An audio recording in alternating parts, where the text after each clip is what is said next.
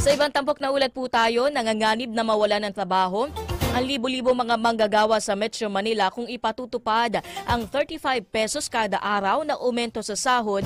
Ayon po kay Socio-Economic Secretary Arsenio Balisacada, naglalaroan niya sa 40,000 hanggang 140,000 pesos o 140,000 na mga manggagawa ang posibleng mawala ng hanap buhay sa National Capital Region. Nakapalit ng ipatutupad na taas sahod.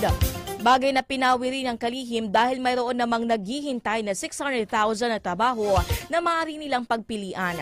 Naniniwala ang kalihim na hanggat patuloy na umuunlad ang ekonomiya ng bansa dahil sa paglagak o paglalagak ng mga pamunan o pumunan ay wala dapat ipag-alala ang lahat.